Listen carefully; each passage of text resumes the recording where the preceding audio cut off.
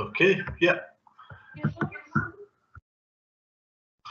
Right, welcome everybody to today's licensing panel hearing for Ealing Council. It is the 19th of September 2024 and this panel is here for a review of the licence of the Corner Hub, and that is at 13 The Vale W3 7SH. I'm Councillor Gareth Shaw and I am chairing this panel meeting in a slight change to the advertised agenda.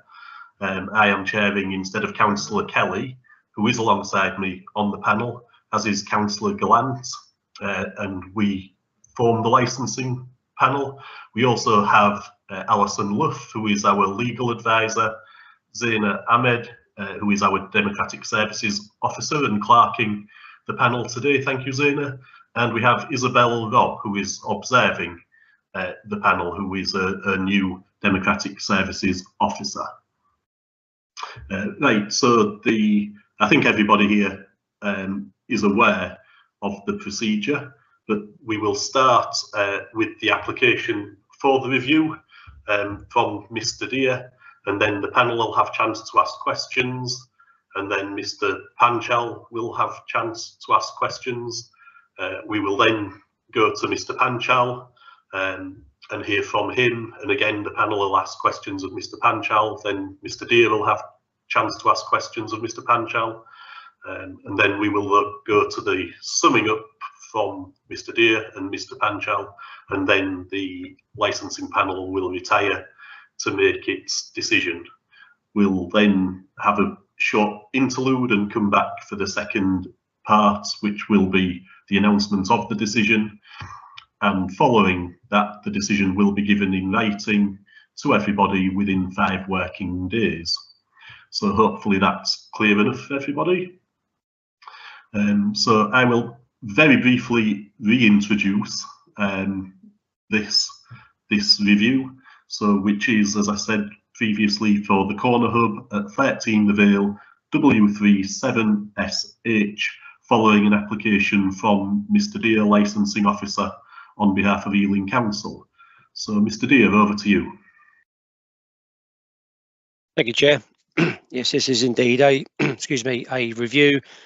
These premises have been licensed since 2006, and the license was reviewed in 2022 with a different applicant or different premises license holder for after we seized illicit goods and a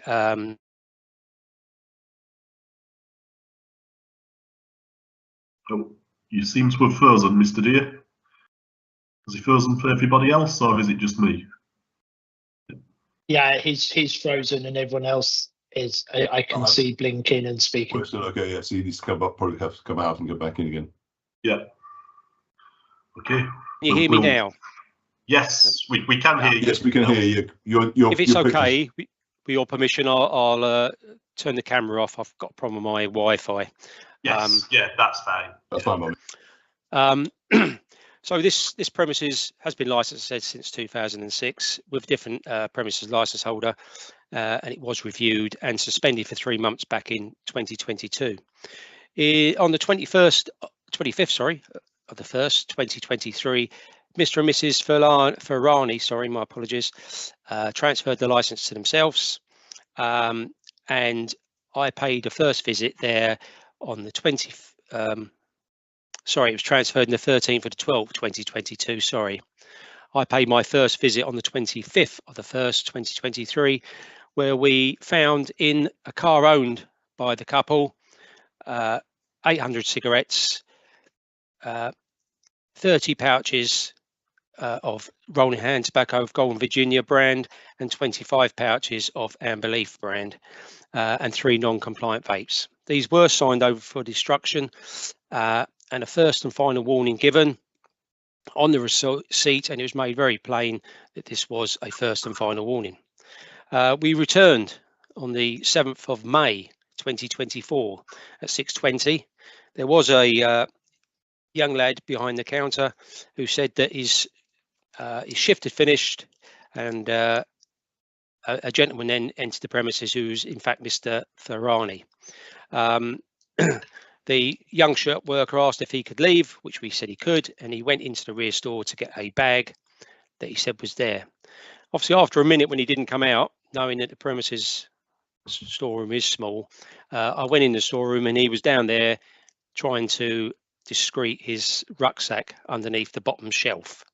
Even though it was his rucksack, as you see from the pictures, the credit card of the company was found in there, as well as 14 packets of different branded cigarettes and 2 pouches of roll your own tobacco. It was made in no certain terms that the decision would be made whether to review the license. That decision was made. It was served, and as you can see from the agenda, that the posters were put up in the windows correctly. Excuse me. In total, the non-duty paid, duty paid, sorry, was £825. On that note, I spoke to the applicant, the premises license holder, and her husband when I served a review, as I always do, to give them some advice about upcoming reviews, hearings, and was told that they should basically, you yourselves would like to hear something positive. Don't just come and say sorry. And I've had a correspondence from, and I believe yourself have been sent a copy of some conditions from Mr. Panchal. These conditions are all agreeable. I've asked for 2 more if that's your decision. That the designated premise supervisor, which is Mrs. Ferrani, go on a further course, and a restriction of 6% beer be put on the license, because the license has excuse me, got very few conditions. The area it's in has been very sorry, I've just seen a message from Alison that they may have not been circulated, these conditions. I'm not sure if you've received them. No, well, I was actually just checking my pack, Mr. Deere, and I was going to let you finish and then check with the panel to see if they received them or not. I haven't received them. They were sent, I believe, yesterday, or the day before, Mr. Panchal. Is that correct? Yeah. I just took its chair that they would be sent on to yourselves. I think they've been sent to Democratic Services. Yeah. Obviously. That's fine. We can get into that once you've finished. Okay, no problems. Yes. And that is my presentation, Chair. Yeah. Okay. that was the finish. It was. Sorry. Yes. Yeah.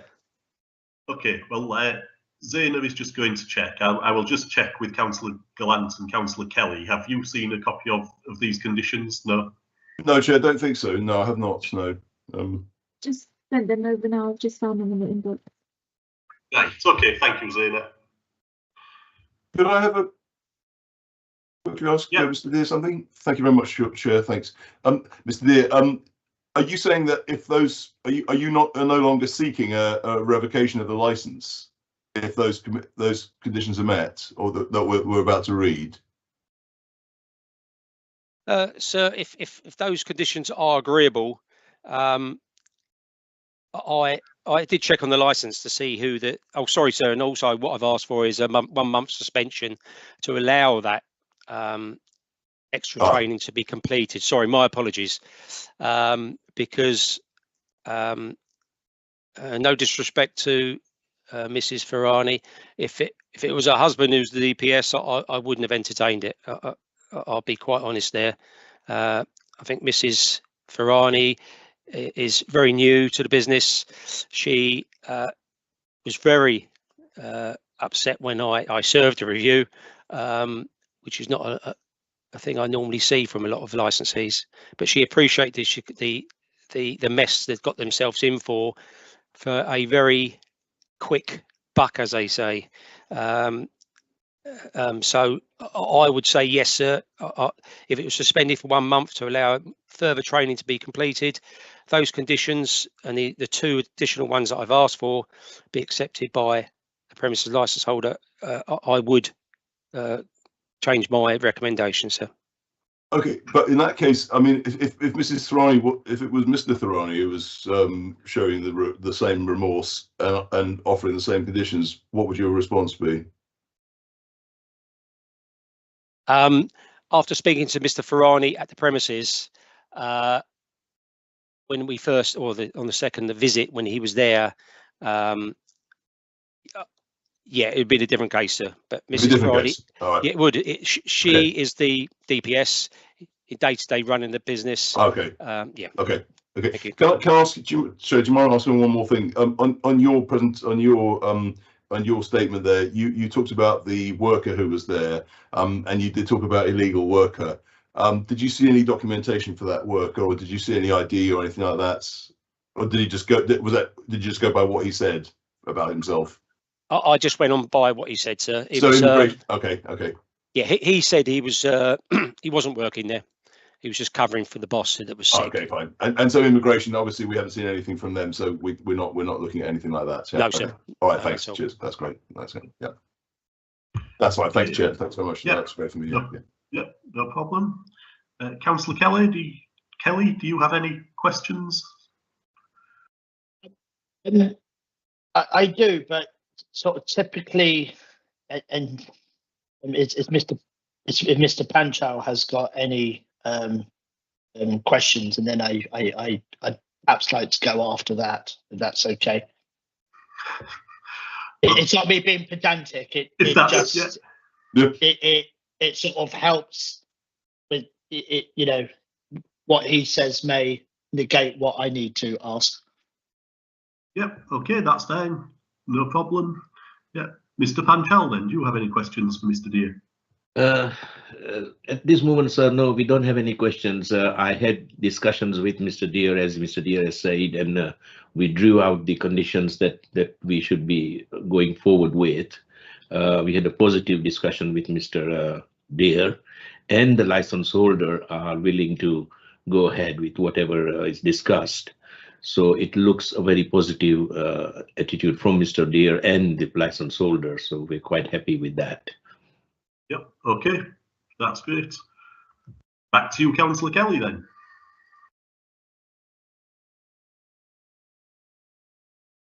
Yeah. So I just question really to I'll ask a question to Bob. So I just want to be clear. So from Wednesday, the 25th of January, where you explained to Mrs. Thorani, well, she was there, and you took the stuff under the counter. So you moved from that on the 25th of January to now recommending these conditions. So I'm just trying to sort of work out why between May of today and yeah, however, was it 3 months on that these sort of things weren't weren't agreed, and sort of why did it come to a hearing? Sorry, can I? What? Yeah. So what I want to ask Mr. Deer first. I just think if Mr. Deer can answer first, and then I'll bring you in, Mr. Panchal. Yeah. Okay. Certainly. Sorry, before we go on, can I just pop into what Mr. Kelly? Actually, Mr. Panchal, thank you, Councillor Kelly. Yeah. Right. Let's go through the chair. I'm happy for it to be quite relaxed and let people come in, but this is clearly getting a little bit out of hand because people are just jumping over each other. So let's get some discipline back, please. Right, Mr. Panchal. No, Councillor Kelly has asked his question to Mr. Deer, and Mr. Deer can respond, and then we'll come to you. Okay. Okay, Mr. Deer. Thank you, Chair. Excuse me. Yes, I appreciate what Mr. Councillor Kelly is saying. It's first warning. The first time we seized from the premises, it was actually found in Mrs. Thorani's husband's car outside the shop. and the second occasion it was inside the storeroom. However, yes, I can see where the question is coming from. Two strikes, which is one less than three, but and you're out. And I would ask for a review, which I have done. Normally, I don't go, and I don't think it's my role to chase a premises license holder for a positive mediation. I've done my work. The licensee has come to me. I appreciate late in the day with these conditions. It was discussed at the end of August, I think it was. It's just that I've been away and we haven't seen these. Do I think it's going to happen again? You know, I can't tell. We haven't been back to the premises to check. It was put very, very plainly that this would be definitely last chance. You know, not many people get this third chance, should we say?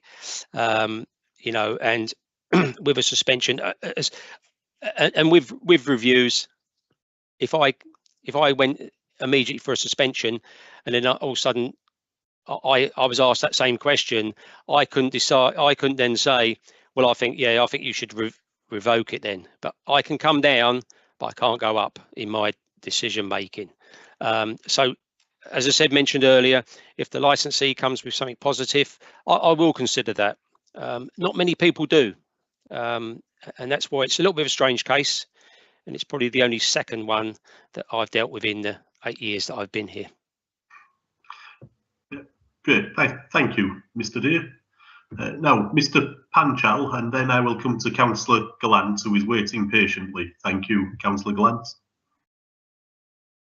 Sorry, Chair, you're asking me. I was just clarifying what Councillor Kelly was saying under the counter, which I meant it wasn't under the counter, but Bob Dears clarified that, so yeah. I'm happy with that. Yeah. Okay, great, thank you. Yeah, and Councillor Gallant. Oh, thank you, Chair. I don't know if my picture's gone blurred, but anyway, if you can see me, my camera's on. So Mr. Panchal, I've got a question for Mrs. Thorani. And it's an obvious one, but it may not so obvious. On those two occasions in May, in 23 and in 24, when the non-duty paid illicit substances were found either in the car or in the shop itself, were they destined for sale? No, sir.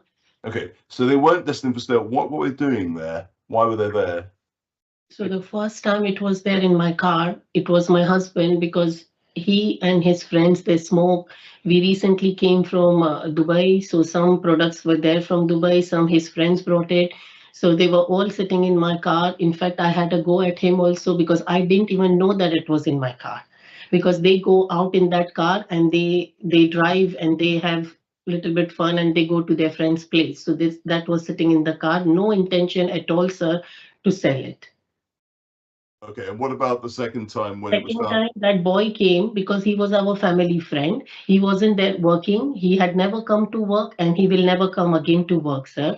He came that day because my husband called him. He's got high blood pressure, sir. That day his pressure was very high. He always take one medicine in the morning and to keep his pressure low. So that day his pressure was high. He called him just to help him. He was sitting next to him at the counter so that nothing goes wrong, you know. He was sitting there, he called him to work and I was leaving. So I gave him my card to give it to my husband, because for the cash and carry and shopping and everything, my husband looks after that. So I gave him that card to give it to my husband. I didn't check his bag, but that is also my fault. I should check every person's bag because that comes under my premises. So that is my fault. I learned a lesson from that. Now, anybody comes, even to help me, I have to make sure that that person has got nothing illegal or which is not, you know, which comes under crime or disorder. Okay. So I have to make sure that I check that things. It doesn't matter if it's his belonging or but it has come in my premises, so it's my duty. Okay, so if I may, Chair, one more question. Why would, in that case, if it wasn't for sale, why didn't he say it was for personal use? That's the first question. And the second question is, why did he say he was an asylum seeker and not say he was a family friend? I don't know, sir. I think he was really scared, because if even I went see Robert, I become scared. I don't know what comes out of my mouth sometimes, because it was just all of a sudden. So maybe he must be scared, but he is our family friend, sir. He's just from the community, and we called him all of a sudden, So just because my husband's health wasn't well, but then he went away and he had never come back. Is he resident in the UK? I have no idea, sir, because we just meet in our prayer hall. So Okay. I don't ask him never about his personal thing. Okay. All right. Thanks. That's fine. I just wanted to check that. Thanks, Chair. Thanks. Yep. Okay. Well, I don't have any questions. I think the questions have been explored by my colleagues on the panel. Mr. Panchal, would you like to sort of give your presentation? Obviously, we have sort of got into this, and it seems that an offer is on the table of conditions which Mr. Deere is happy with. So I wouldn't expect this to take too long from you, to be honest. Yeah, Chair, I'm not going to take too long. You heard from Bob Deere and you heard from the license holder. I'm just going to quickly run through that why we are so confident with the license holder that in future she will not make a mistake, and what has happened which shouldn't have happened. They bought the shop in October 2022. The license holder, Mrs. Salima, has worked in the NHS for 2 to 3 years, so she does understand children from harm very well. So she knows that no product should be sold to under 18s. She's very much concerned about what has happened. She's also been a teacher at the a school teacher at the nursery for about 2 to 3 years. So she has a lot of experience in looking to make sure things like this do not happen and should not happen, and they should be obeyed. And as a teacher, she understands that. So she's very, very concerned. And that is one of the reasons that we put forward the conditions that we discussed with Bob Deere. The conditions at the moment on the license, there are no conditions. So these conditions will strengthen the license up a bit. It has got, I don't know whether when you get a copy, you will be able to have a look at the conditions that we are trying. But if you stress the condition number 13, 14, and crime and disorder, that we put down, that all alcohol, tobacco products, and e-cigarettes shall be purchased from reputable wholesalers such as Alcohol Wholesale Registration Scheme, AWS, Cash and Carry, and wholesalers. We've also stressed in our conditions that they will have to look at the website if they were not sure. In condition number 17, if webs are purchased from any outlets other than reputable wholesalers, including mobile phone apps, the premises license holder shall check the Medicine Health Regulatory Agency, MHRA, for any other relevant organization. So it's strengthening up the shop quite more when we look at the conditions that you will go through when you are making your decisions. And I have looked at the guidance in 9.42 and 9.43 that they are able to comply with those conditions, and they are reasonable and proportionate for the thing. We are also happy to have Mrs. Salima to go under the DPS level 2 course. There is a separate designated premises supervisor, which we agreed with Bob Deere that we are happy to go through with that. And we're also happy to bring down the strength of the alcohol, which is from presently they can sell all high strength alcohols, which will come down to 6%, which is under the licensing policy of the Ealing Borough. So we're also bringing that into line. And with this, we are feeling much more confident that the clients will comply and will make sure this is complied with. So we're requesting the committee today. We are happy with the 1 month suspension and putting endorsing the conditions to the committee today. So, Chair, that's what our presentation. We are happy to take any questions if you want. Okay, thank you, Mr. Panchal. Right, so any questions, Councillor Gallant or Councillor Kelly? None from me, Chair. Thanks. No, that's fine. That's fine. No, that's fine, Chair. Thank you. Yep. Okay, thank you both. I don't have any questions either. You know, it all seems quite clear to me. Mr. Dear, is there any questions that you have regarding this? I know that you've already said that you are accepting the conditions and that you've helped and been in contact with Mr. Panchal over this matter.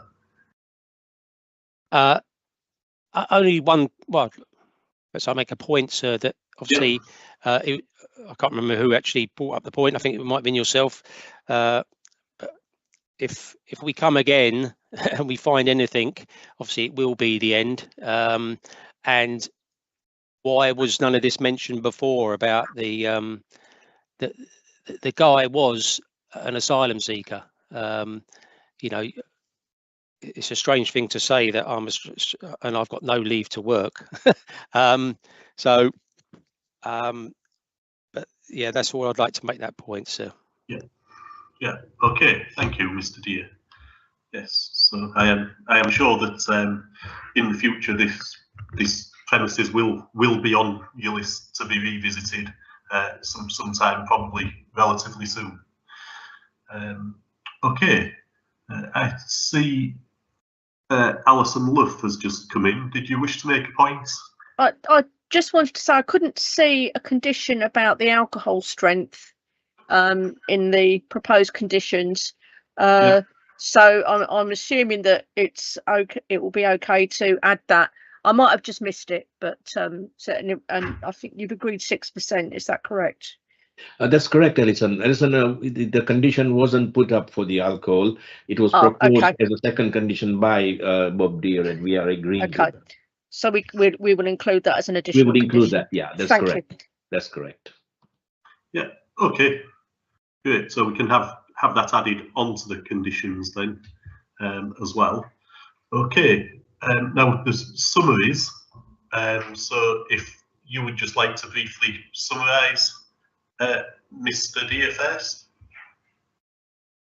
Yes, sir. Obviously, just to yes, that last condition about the 6% was sent over by me on an email to Mr. Panchal, so it was probably never added to his. I'd like to remind the committee that it will be a 1-month suspension, and the course is obviously to be done within that month. The extra course to level 2. I've got nothing else to add, Chair. Thank you. Okay, thank you. And Mr. Panchal, a brief summary. Yeah, Chair. Firstly, I'd definitely like to thank Mr. Bob Dear for the cooperation and the cooperation shown by the license holder as well as Mr. Bob Dear. As always, Mr. Bob Dear is always on his toes and up to date, and I appreciate working with him. I learned a lot from him. So, Chair, yes, we're agreeing to the conditions we laid out, and we're quite happy, and we'll make sure we do not come back again to the committee for this. Yeah. Okay. Thank you very much. Right. So the panel will now retire to make its decision. It's just coming up to 11:30. So I would suggest if we all reconvene at 12:15 p.m. Thank you. Then that should be plenty of time to allow the panel to have made its decision and get things written up and so on. Okay. Thank you very much. Thank you very much. I'll see you at 12:15.